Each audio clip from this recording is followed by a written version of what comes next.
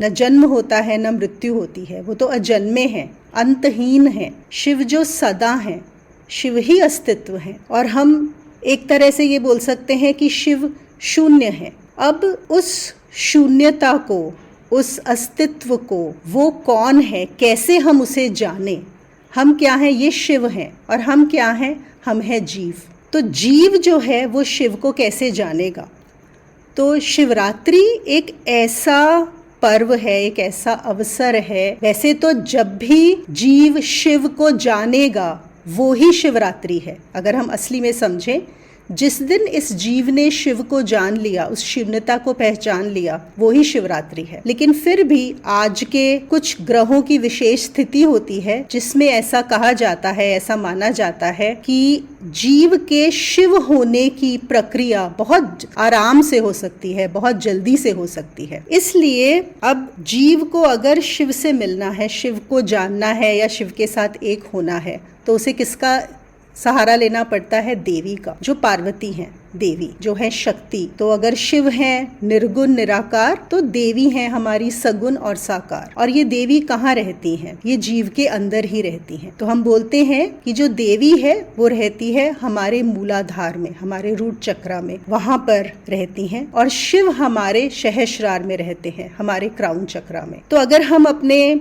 कहानियों में देखें, पुराणों में देखें, तो हमें कहानी जो मिलती है वो है कि महाशिवरात्रि के दिन शिव और पार्वती का मिलन होता है। उनका विवाह हुआ था, उनका मिलन हुआ था। ये तो है प्रासंगिक तरीका इस चीज को समझने का। और जो हम आध्यात्मिक तरीका समझते हैं, जो हम साधक जानते हैं इस बात को, वो क्या होता है?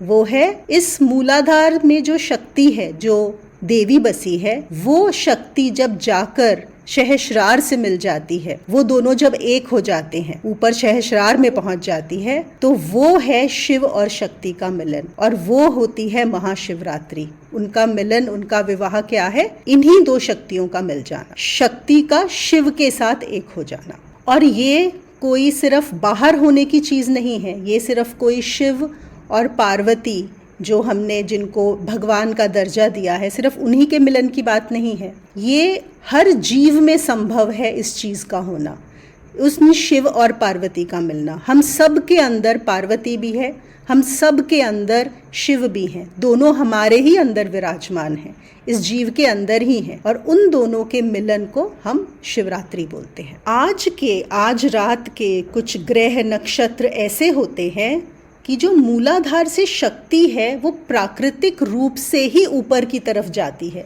ऊर्जा का संचार ऊपर की तरफ होता है। वैसे तो हम बोलते हैं ना कि जो शक्ति है वो नीचे की तरफ बहती है, हमारी जो ऊर्जा है वो नीचे बह रही है, ऊपर से आती है और नीचे बहती हुई, इंद्रियों से होती हुई वो संसार की तरफ जा रही है। इसीलिए हम जो भी साधना करते हैं, साधना में हम, उसका क्या मतलब होता है? साधना में वही ऊर्जा, वही शक्ति जो नीचे जा रही है, जो बाहर की तरफ बह रही है, हम उसको वापस से साधना के माध्यम से उसको ऊपर का एक डायरेक्शन देते हैं कि वो ऊपर की तरफ बहे। और आज के दिन ऐसा मानते हैं, जैसे बोलते हैं ना कि जैसे मैंने बताया ग्रह नक्षत्र कुछ ऐसे हैं, हम कहते हैं यत पिंड ब्रह्मांडे तद पिंडे, जो ब्रह्मांड में होता है वही पिंड में होता है।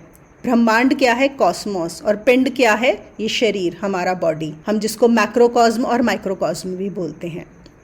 तो आज के दिन ब्रह्मांड की जो ऊर्जा है वो इस तरह से बहती है, हमारे ऋषि मुनियों ने जो समझा, इसीलिए आज का दिन महाशिवरात्रि का दिन, इसीलिए उन नक्षत्रों को देखते ही इसको ईयर मार्क किया गया है। तो वही वैसा ही जो स्थिति ब्रह्मांड में होती है वही हमारे पिंड में होती है, इस शरीर में होती है। तो यहाँ पर हमें बहुत ज़्यादा मेहनत नहीं करनी पड़ती है। जैसे साधना में तो हमें बहुत साधना करनी है, और खैर जो भी साधक साधना करते हैं उनके लिए तो आज की ये रात बहुत ही महत्वपूर्ण है, क्योंकि उन्होंने पहले ही इतनी साधना की हुई है, रोज़ साधना कर रहे हैं, और आज के दिन उसी साधना को आज रात को करेंगे तो उस साधना का बहुत जल्दी और ज़्यादा फल मिलता है, क्योंकि वो ऊर्जा जिसको हम साधना से ऊपर की तरफ खिंचवाते हैं वो प्राकृतिक रूप से ही ऊपर की तरफ जा रही है। तो यही इसका सबसे बड़ा महत्व यही है। जैसे मैंने पहले भी बोला कि वैसे तो जब भी ये ऊर्जा बहे, जिस दिन भी हमारे अंदर की शक्ति शिव को जान ले, वही महाशिवरात्रि है। लेकिन आज की रात ऐसा मानते हैं कि और जल्दी ऐसा हो सकता है कि वो शक्ति शिव से मिल जाए। तो आज हम सब की शिव से, हमारे गुरुओं से, हमारे जितने भी संत हैं, सबको नमस्कार करके हमारा एक यही आज रात का संकल्प रहेगा कि हमारी भी आध्यात्मिक ऊर्जा ऊपर बढ़े, हमारी भी शक्ति ऊपर बढ़े और शिव से मिल जाए। यही करते हुए आज का हम सेशन करने वाले हैं। महाशिवरात्रि का एक और जो संबंध है वो है चांद के साथ। जैसे आप सबको पता है कि कल अमावस्या है। जो महाशिवरात्रि है वो अमावस्या के एक दिन पहले आती है, एक रात पहले। और इस समय कहते हैं कि जो चंद्रमा की स्थिति है वो थोड़ी कमजोर होती है, थोड़ा वीक होता है। और चंद्रमा को, मून को मन का स्वामी बोला जाता है, मास्टर ऑफ द माइंड। और इसके लिए क्योंकि मन जो है वो चंद्रमा के अधीन है, तो ये हमारे मन को बहुत अस्थिर करता है, मतलब डिस्टर्ब करता है। चांद से हमारा मन बहुत डिस्टर्ब होता है।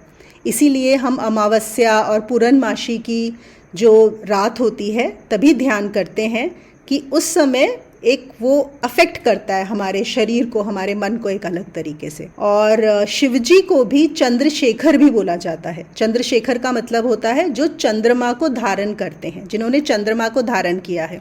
आप लोगों ने देखा होगा कि जो शिवजी की जटाएं हैं उनके ऊपर एक आधा चांद जो है वो रहता है। तो इसका क्या मतलब है कि उन्होंने, शिव ने मन के ऊपर, वो मन के स्वामी हो गए हैं, वो चंद्र के स्वामी हो गए हैं। तो वो शिव चंद्र के स्वामी हैं, चंद्रशेखर हैं।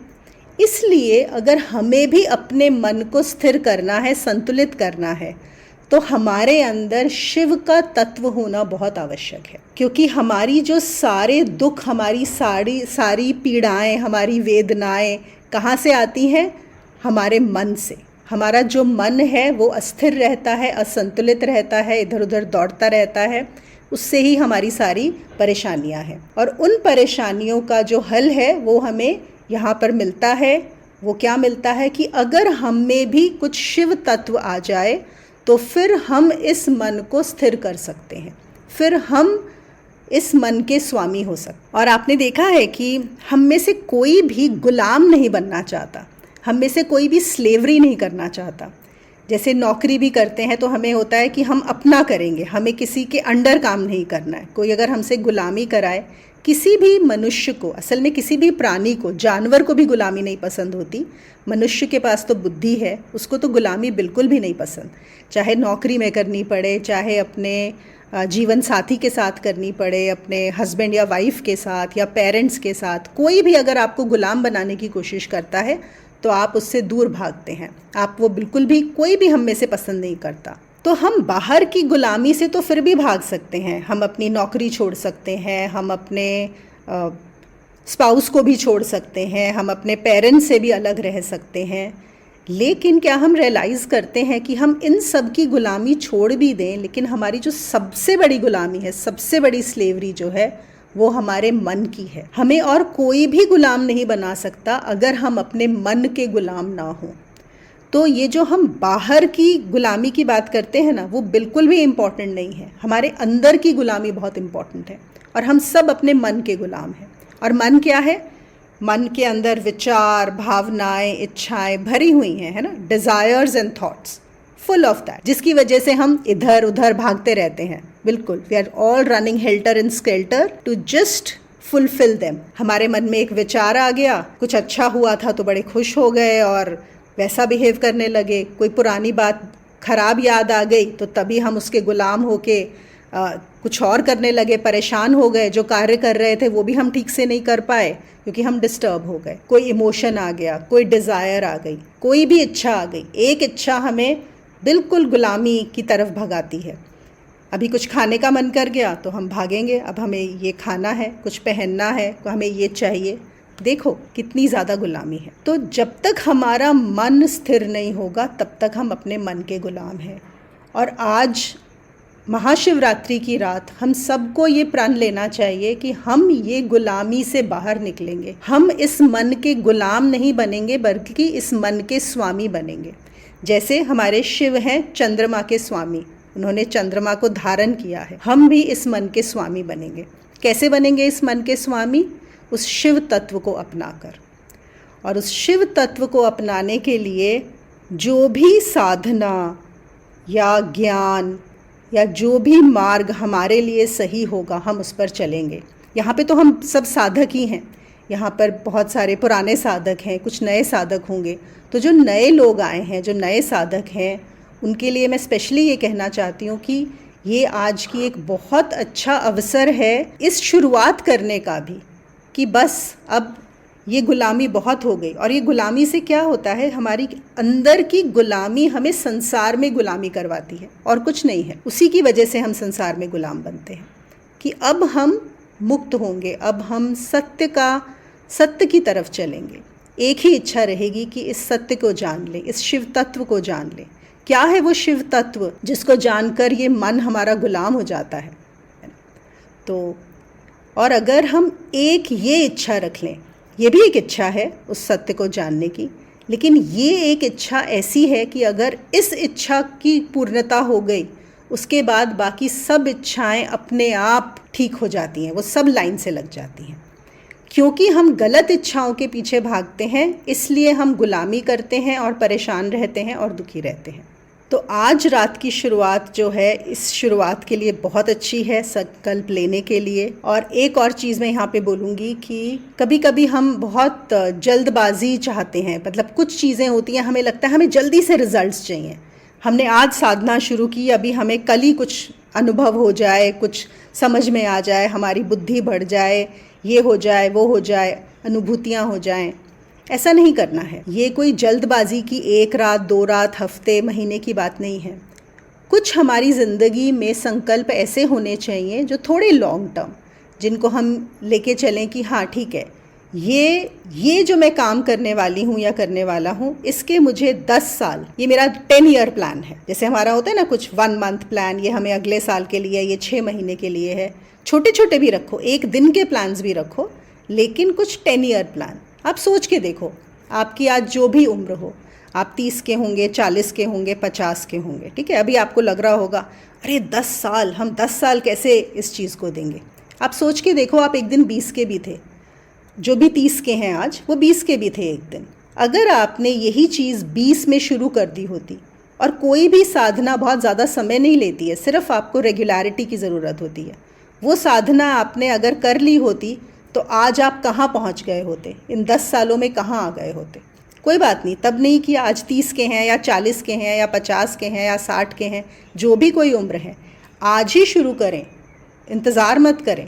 सोचो कि और जब आप 70 के हो जाएंगे या 60 के हो जाएंगे, लुक बैक, सोच के देखो कि उस समय कितना अच्छा लगेगा जब आप इस तत्व को पा लेंगे। आपने इतनी पढ़ाई की, कितने साल हम पढ़ाई करते हैं एक ग्रेजुएट होने के लिए भी, क्या मिलता है? 17-18 साल हमने लगाए होते हैं पढ़ाई में, सब ने।